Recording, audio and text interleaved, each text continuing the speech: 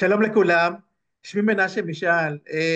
התאלמנתי בשנת 2019, מאז עברתי דרך מאוד מאוד מעניינת, שרציתי לשתף אותה איתכם כי אפשר ללמוד ממנה הרבה.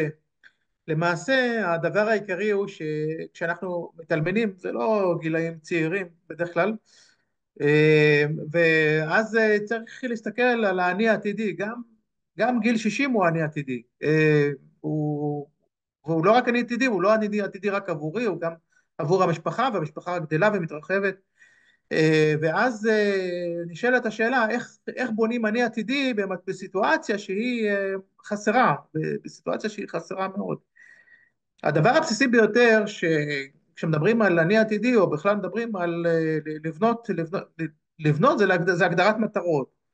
הגדרת מטרות בפני עצמה היא דבר שהוא מאוד מבורך, אבל השאלה היא גם איך מיישמים אותו בסיטואציה אין מצב, אין לך מצב של בת זוג לחלוק איתה את הדברים בצורה עמוקה ושהיא מתפתחת.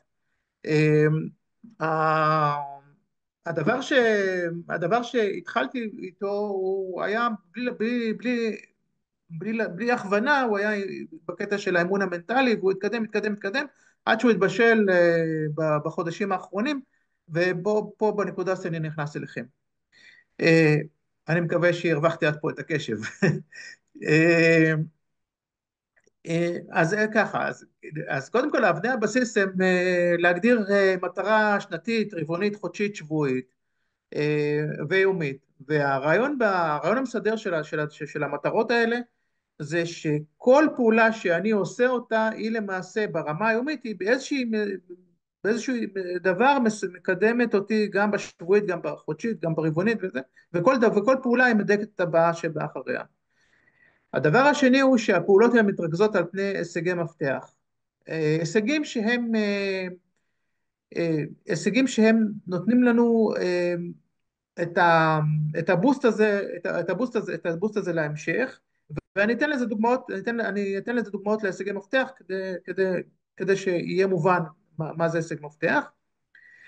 כאשר כל הפעולות הן משויכות שוב להישגי מפתח, והישגי מפתח, מה שמלווה אותם או מה שמשותף להם, זה שהם כמו ענן, הם כמו ענן שרץ על פני כל המטרות השנתיות, הרבעוניות, החודשיות, השבועיות והיומיות, והם למעשה, כל הפעולות האלה, הם מעבר לזה שהן משרתות את המטרה השנתית, המטרה שלהם למלא ארבעה מכלים, ארבעה מכלים שהם חייבים להיות מאוזנים ומלאים. המכל הראשון זה המכל הפיזי, שהמכל הפיזי הוא כולל בתוכו שינה, התחדשות, תנועה, תזונה. יהיה המכל המנטלי, שזה הפוקוס, מכל רוחני, שזה הערכים, ומכל מנטלי שהוא פוקוס, מכל מנטלי פוקוס, אה, מנטלי, פיזי, מנטלי, רוחני ורגשי, והאחרון זה רגשי. הרגשי הוא, הרגשי הוא למעשה להיות בחיבור לעצמי. יכולתי לתת לכם פה הרבה דוגמאות של חוסר חיבור במהלך השנים האחרונות, אה, נתקלתם בשנייה אחת בדבר הזה כרגע. ויש לנו עכשיו, ניתן לכם דוגמאות להישגי מפתח.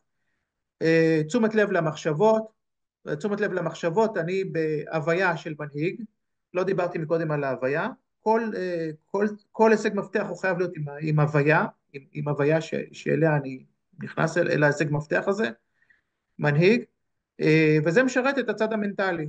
אה,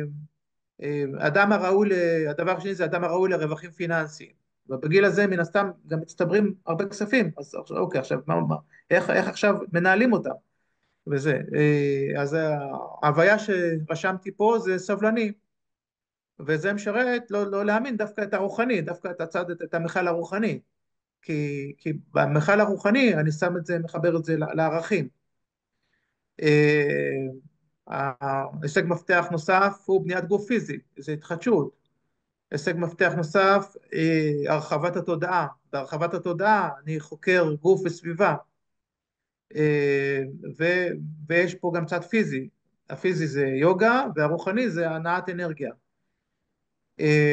בניית שיטת מסחר נכונה, חוקר ומנצח, רגשי ומנטלי, הפקת לקחים יומית ושיפור סיסטם, זיהוי נקודת טרנספורמציה, הקשבה, בכל ארבעת הממדים, למשל בישול, למדתי נושא של אידוי ולאכול דג חי, כושר, ריצת בוקר במדרגות, בית משרת אותי ולא אני את הבית, עוד טרנספורמציה זה חי בפלואו, אני בוחר, עושה לעצמי כל יום את הבחירות החדשות שלי, כל יום, כל יום מחדש אני בוחר איזה אדם להיות, באיזה הוויה, וכשהתוצאה מגיעה אני מרגיש ראוי לה.